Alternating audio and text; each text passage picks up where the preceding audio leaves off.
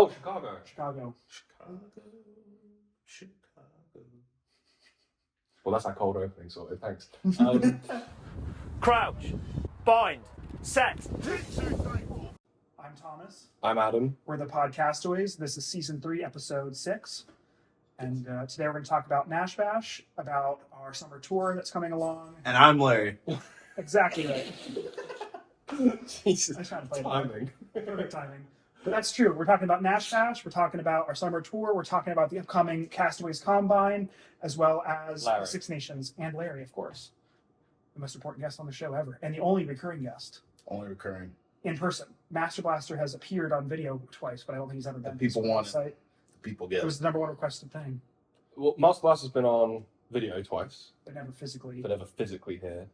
Blaze has been on stills, like And lots, t-shirts. lots of t-shirts and stills and things. But It's yeah. true. Anyway, where do you want to start? What do you want to do? I think we should talk about the Six Nations. Okay. The first thing I want to talk about before we even get into the results of it is what do you guys think about the 20-minute red card rule? So, do you want to go first? You go I can also lay my opinion out to set the stage if that would help you guys.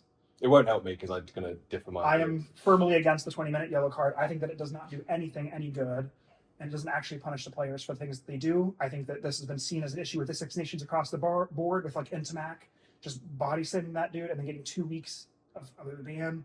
That's not enough to dissuade this from the high tackles from keeping happening, because it seems like there's a red card every other game and at least a yellow card every game related to a high tackle. So I think still to incentivize people to not. So the whole reason for it is it penalizes the player that was at fault, but it doesn't penalize the team more than is necessary. What if it penalizes the opposing team if they get knocked out or something, not to get sent off? Right. So, but Matt Hampson, for example, got his. Was it Matt Hampson? Who got what? Who got the red? You got the red. Was it Gary Ringrose. Ringrose. So Gary Ringrose got the red card against Wales, right? 20 minutes. So Wales got to play against Ireland for 14 men for 20 minutes.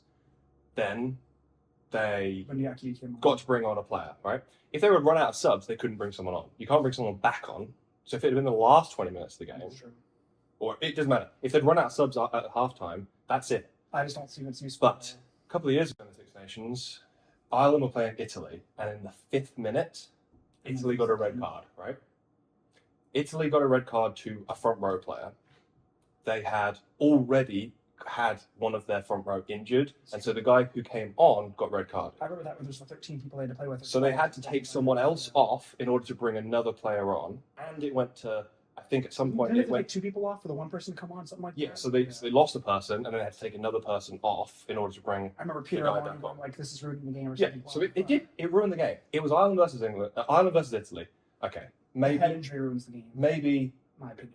Ireland were always going to win that game, Yes. but were they going to win by as many as they did against 13 Italian players? Yes, probably. Well, no, because It that was such really that- ruined the game. Imagine if it was the other way. Imagine if, like, Australia versus well, not Australia, they're shit, but like New Zealand versus South Africa in a really close game for like a quarterfinal or something, or a final. A red card in the 5th minute. Like they got That player chose to ruin the game for both teams by getting the Okay. red card. However, but what I'm saying is it ruins the game disproportionately. That's a big word for the podcast. It's true. Because you get in maybe when it's Australia or South Africa versus New Zealand and it's so 50-50, then okay, a red card ruins the game and it swings it the other way. But when it's Ireland, who weren't world number one at that time, but against Italy, it means so much more than it should do, because it ruined that game. Like the Irish players were saying at the time, "Oh, don't make them take another player off. This is ridiculous. Like we don't want to play against 13 men." So I personally think it's good. I think there should be a traffic light system. Like there's a 10-minute yellow, there's a 20-minute red, and there's a full red. So if it's grievous, like someone comes in and like Ollie O'Connell tackles last night, like knocks someone out, 100%. That should, like, if it's malicious, yes, red card, you're off. That's it. But who's determined intent? That's the other issue. Well, then it goes to the the review of the TMO, the same process. Who are they to determine the person's intent? That's the other issue. Well, you So, kind of like, not intent, but what I mean is if it's like if there's because they have that scale of like mitigating action. Like they start at a red. Was the player upright? Yes. Well, then like the all those things. So it drops it down, and that's what they do. They just have a playbook, and they start at the bottom, or they start at the top, whatever, and then they send it. Anyway, that's my thought. I'm a simple man. Play by the rules. You don't play by the rules, you get punished. Laws. Laws, whatever. Again, I just don't think that it punishes the players enough. So that's where I say. Well, I but agree with that because I feel like hang on, but it punishes the player because the player still gets sent off, doesn't come back on. The player for like 6 or 8 weeks for something. that doesn't happen. It's like, yeah, they don't choose not to do that though. But then that's the thing that needs to change Yeah, I agree. because the player does get punished. Mm. Yeah. Sometimes you gotta let the players play, but you want when you almost take a dude's head off, I think it's But it's a spectator sport. Like, could you imagine all the guys like going back to the Ireland game? Could you imagine all the people that flew from Ireland or wherever to Rome to go see that game, and in the 5th minute, that's it. There's no more real rugby after that. Like the outcome was decided. As a coach, I'd be going, "Oh my God, you're off the team. We're not playing you ever again." Well, yeah, but as a fan, you're like, how much money did it cost us to fly here, hotels, tickets are Right, extortion? you should be limiting those players to the risk of that happening. But by your definition, if you're dead against it, that situation was only a one-off, and it was like, but that's things that could happen. Last year, I said, with the 50-20 Thomas Lemony has played with like 7 red cards and 6 or 7 yellow cards. He should not be playing professional rugby. No, so then there's is a track record. then there's a points system like a driving license. Then you're allowed to get this many yellow cards before you're not playing again. You're allowed to almost kill 8 people. You're allowed to have people's brain juice come through their nose a few times, but you're fine. We're going forward. Probably move on from this topic then. So the Six Nations in general for that round, we had England beat Scotland in the Calcutta Cup. asterisks. We had France beat Italy pretty handily, and then we had, who was the last game? Ireland versus Wales, which was an interesting game and was much better from Wales, but still kind of to be expected. So any highlights of the big games you guys want to talk about? Well, Wales played rugby, which was good. It's the first time we've really Exactly. seen them play. They're not back to what they used to be, like winning Grand Slams and stuff, but Italy tried. They tried. First 10 minutes of Italy-France was great. Tried. So I saw a meme immediately after that game that was like the Irish person like beating up an Italian person. It was like, can you just stop for 5 minutes? Because was it the French that played Italy? That's what it was. Yeah.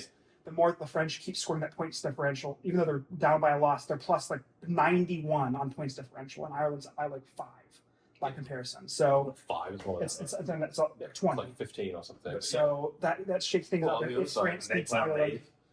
that's the game that decided all now. So, I mean, England could win out their next 2 games because they've got Wales and Italy to go, which should be relatively easier games. Wales will be stronger by the time they play them, but yeah, They should be Wales. 3 teams can still win the Six Nations. Pause for a sec. I just want to make sure you're in frame because it'd be so funny if you're like, just don't move forward. inside. I should be. Oh, you're still in. I say it's pretty wide lens. I didn't change my fantasy team at all, so I didn't even select a captain. I have no idea. Well, you did pretty well. So on that, I did look up earlier on the fantasy league. I'll put it here over Larry's face. No. But won this week. Boo. But everyone changed places. No one stayed the same in the overall. So like Bert now overtook me at first. You went. Were you third or were you fourth? I don't remember. Well, you 2 swap places. So like first and second swap, third and fourth swap, fifth and sixth swap.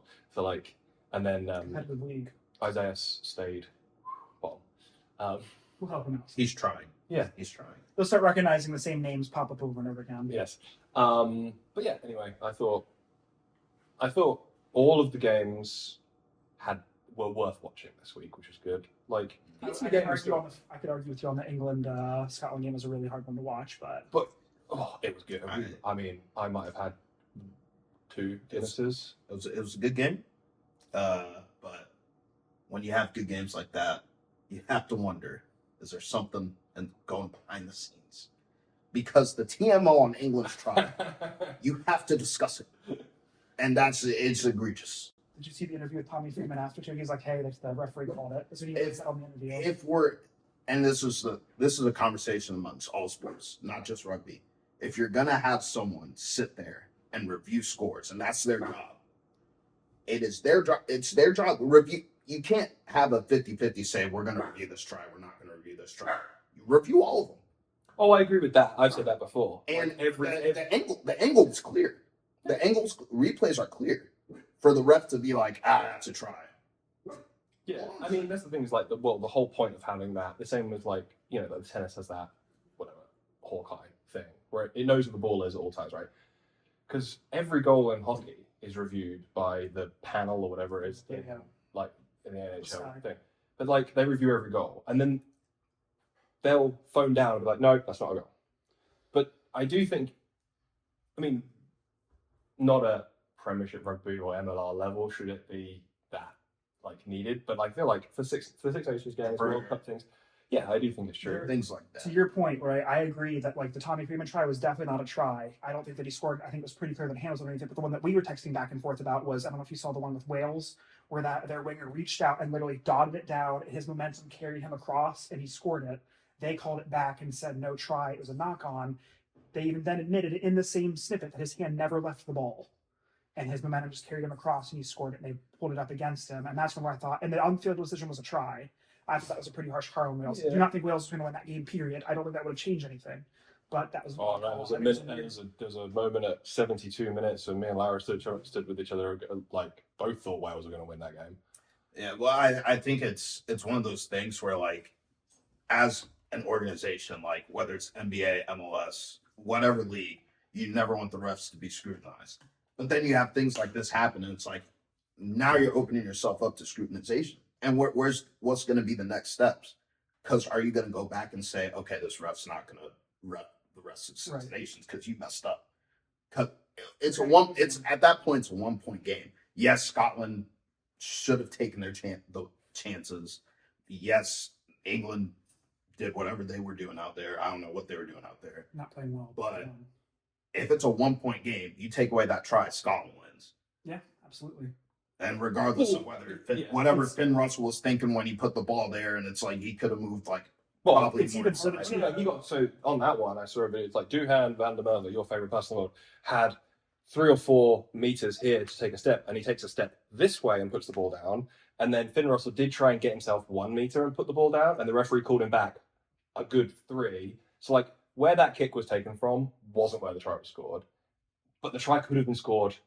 Duhan could have went in closer. He could have went in closer.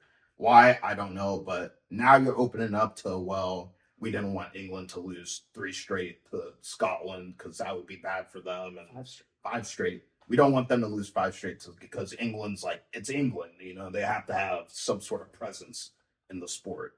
That's the notion. It's true even in soccer. They want England to go through because that's where the Premier League is. So they're big in those kind of sports, so they want England to look good. So that's now you have all these conversations swirling because of one mistake, because someone didn't open their eyes to be like, oh, the ball didn't touch the ground.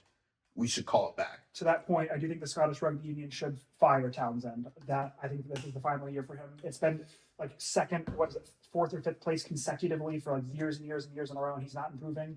To your point, that seems like something that the Scottish Rugby Union could do to try to control things and make the teams better. That he's been there for forever and not any better. He's never done better in the Six Nations than 3rd, probably. No, they've been 2nd when he's been in charge for a long time. Right, I know that, but they've ever come in 2nd. Yeah, I think 1 year is very close. This might be wrong. From the top of my head, I feel like last time they won it was 1999. Oh, I know. I know they've never won the Six Nations. I think they finished 2nd, and it was on a year where points differential. Wales got the Grand Slam, and then it was like 2nd, 3rd, and 4th was all down to like tries scored and points difference and stuff, and it was one of those participation trophy. Exactly. Right. Well, but Italy get the participation trophy every year, except for past Wales. Years, yeah. But yeah. Anyway, next there isn't a game. Six Nations this coming weekend, but the following weekend after it's back. That's the big one. We'll be back at Woodlands, and it is Scotland versus not Scotland. Jesus, it is Ireland versus France, which is the big game of the season. It's at 9 o'clock in the morning. So we might be at Burns instead, possibly. No, we're going to tonight for us. It's just going to open really early, so there will not be food, and everyone will be grumpy because it doesn't. It needs the game is slightly harder. Yeah. Forget that Widman play. Lara will be there with his Timbits. Exactly. Not a sponsor. As far as next up coming along, we have training starts on March 11th, which is a Tuesday. On that, I don't know if it's happening at that practice or the week before or after, is the Castaways Combine. So we're going to Which, do. if you guys want to talk about that, We're going that's to our do big thing. first proper practice or training is on Tuesday in it, the 11th, and then probably the week after or the week before, either side of Nash Bash, which is the 22nd, 23rd, we will be doing a combine, which will have some skills tests, some fitness tests, and things like that. I'm bringing my scale. Weigh some people. I got my calipers getting here to start. You do some body fat calipers. Larry's gonna, we're gonna do some 20, 40s, and 60s. Ollie's gonna run a Bronco for time, because we heard everyone in New Zealand can run it under 5 minutes. So I believe it. I don't think that's true. So yeah, it'll be fun. Be a good thing to get some stats and things. And see how competitive the team is. get competitive and stuff. And then obviously Nash Bash. Nash Bash, yeah. So we'll be driving down on Friday the 21st. The club will be putting, I don't know what the actual numbers are, but the club will put some money towards the hotel I've not rooms seen and pricing things. for anything yet. But then it's down to what we talked about it under the committee thing. But it's down to the room to basically cover everything. Someone has to put their credit card down, unfortunately. The club can't do that. Everyone will chip in, and then the club will rebate people or refund people or give you money off your subs for the spring. Anyway, it'll be good fun. We have a theme which you're really excited about, which is Canadian tuxedos. Yeah, really. I heard a rumor that Blaze, the Blaze Fan Club, Blaze Fan Club, is coming. He is very excited about the Canadian tuxedos because I feel like 90% of his wardrobe. Probably means he didn't have to buy anything. I think 90% of his wardrobe is denim. Yes. Makes complete sense.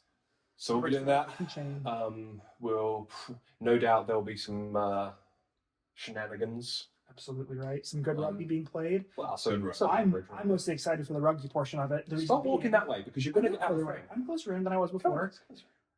We talked about it in prior episodes, but we are moving divisions down to the South Division. Yes. The two teams that we will have to beat, barring that Dayton is not moving up to D2, which no one seems to know the answer on. Dayton and Louisville will be the two teams that are going to be our main points of competition. So we'll get a chance to kind of see what they're like. If we pop up against them or not, we'll see as well. But I'm excited to play them particularly. Yeah, we talked about it when we were trying to hold a conversation and run last time. That's true. We were, so breathing. Louisville, Lexington, those teams will be good. I think there's some other shift in our old division in the north. So Toledo are no longer in that one apparently. I think the tradesmen are jumped up to D1 and D2. So yeah, Toledo aren't in our. Us and Toledo both left. The rivalry's over. Yeah, so the most southern team there is Fort Wayne now, and then there's going to be a Chicago team in apparently. So it's like I saw that. a real northern league. Flint rugby team too. Yeah. I wonder if the Cleveland teams, Toledo and Eastern. Toledo's joining. Western Pennsylvania are in there. They're joining where the Crusaders, I don't know, Akron and that one's. Apparently, I don't know all the ins and outs. I don't think it's been decided because we're a long way out from fall. But Toledo's gonna have a rough time with that. They're gonna get decimated by those teams. Mm-hmm. Not that we didn't beat them pretty bad, but we beat them 62-10. But yeah, Man match. That's true. And we'll have him back full time. Shmee's going back. Return of the Shmee. Return of the Shmee. The ball winner. The Shmeeniac. Yeah, the ball. That's what he said. He's got to be a winner. Get that boy on the win. What else you want to talk about? Nash Bash, we talked about that. Oh, Chicago. Chicago. So Summer this year will be the last weekend in May. Yes. He's a social guy. He's supposed to know these things. Last weekend in May, we're going to Chicago. We haven't worked out. We're trying to pull prices and stuff together. I do have a price to tell you in a second, but it's most likely driving in a couple of bigger cars, minivan type things, to Chicago. If people want to fly, you can meet us there, but we do need the cars when we're there. Dave, shout out to Mr. VP Dave. He has sorted out a pretty snazzy fucking Airbnb, nice. Which is going to be. Is it going to be big enough for everybody? Yes, and everyone's going to be there. It looks really good. Is it in Chicago or is it in Newark, New Jersey? If you know, you know. So it's like a nicer part of Chicago. I think north of the city. I don't know. So it is a bit of a trek to get from there to where the Hounds play, which is near Rush. I think it's near Soldier Field, but it's not Soldier Field. They play at the SeatGeek Stadium. Yeah. That's what it's called. This is sponsored by SeatGeek. SeatGeek, you know the ticket thing. What a sponsor. So the game will be playing against the Silverbacks. We're trying to work out basically play if they have facilities, so we can get like showered and stuff and don't have to come back again because it's going to be like a 2.5 hour round trip to drive. Then we'll watch the Hounds game. Yeah. So I think the price does include getting there, the gas, the Airbnb, ticket to the I think the Cincinnati Reds versus the Chicago Cubs game on the Friday afternoon. It includes the tickets to the MLR game on the Saturday night. It will obviously include, getting there, staying around and stuff. It looks like it's around $400 if we get a full 20-ish of us going. Obviously, less people come, it might get more expensive. We use extra gas, it might, everyone might chip in. But that's the ballpark number we're working with at the minute. We'll put proper information out. Payment plan, I'm sure, and whatnot. Yes, and then as soon as we actually get started, when we're at training and stuff, but we'll be militant about telling us and stuff. But that's the number we're floating by at the moment.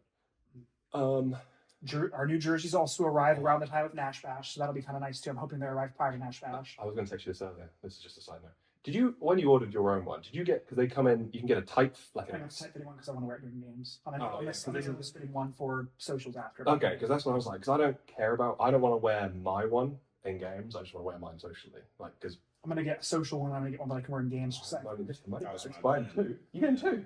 No, I'm just gonna get a looser one. Just gonna get a looser one just for show. I'm not gonna get a tight fitting one. I'm just gonna whatever jersey's there. He just wants. In my defense, again, being a shorter player and a smaller player for my position, getting hooker or 6 on the back, I'm not gonna find a jersey that's medium or small. It's gonna have to be like a double XL normally. So I have to fight. Normally try on. Well, I tried them on when Sam had them, and I think an XL was like, and I'm assuming that the ones we're playing in are tight fit. Yeah. So they're going to be looser. So I'm just going to order an XL. But I can't believe you're a medium. And I've lost a lot of weightlifting. Lost some weight. Cool. Not stronger, but I just leaner. gained weight. you're looking quite. Horizontal stripes are slimming. Is that right? I don't know which one's which. Know. But anyways, training on March 11th. It starts 6 to 8 p.m. We'll be back in the full swing of things with our official schedule. Hang on. Larry hasn't done why he's here. Oh, I didn't know that was the thing. I was not. Larry's here for a reason, apparently. The asterisk of the Calcutta Cup. Yes. I've been privileged to hold on and retain to this cup for as long as I've been known about rugby. I am a Scottish fan, even though my wife is Irish. Jamie, I love you. She doesn't watch this. No, She didn't watch this, though. Oh, she'll watch it. Sure, yeah. This is the Calcutta Cup, and I'm giving it to the only British guy I know, Columbus. Thanks. He said British, not Irish. You heard it here first. I've got both passports. Thanks. I'll be back to you around the same time next year. I'll pass it back when Scotland inevitably be next year. When Messi does his thing. Yeah. He's going to retire. He's make the Lions. Well, we should probably talk about that. We've got loads of time to talk about the Lions, but I don't think he's going to go. He's been pretty terrible. He's not going to go. Prendergast has been pretty good, but I think he's too young. He may go only because he's the most experienced 10 that's currently in circulation. He may not see him in the game time, but he may be there. Well, he might play the warm-up game when they play Argentina in Dublin thing, but I don't think Finn Smith's good enough to go. I think Marcus Smith will have to go. I think he's going. I don't think Anscombe or Evans or Edwards. Dan Edwards. Yeah, I don't think none of them are good enough to go. So you've got to take one old head though. I think you've got to take Finn Russell probably. Well, that's what I'm saying. So Finn Russell has to go, but I don't think he'll play. And then they'll play Prendergast and Marcus Smith. I will challenge you on the Marcus Smith versus Finn Smith one. I think Finn Smith has played better this tournament than Marcus Yeah, Smith. I'm not going to say that. I'm not saying that. I just don't think Andy Farrell will pick Finn Smith. That's true. That's fair. Marcus Smith has also been on a Lions tour. He didn't play. He played in some of the. He played in the warm-up games, but he didn't He play in scored the a test. try on that one. Anyway, now we can do the outro. Okay. The outro. Go. Fuck you.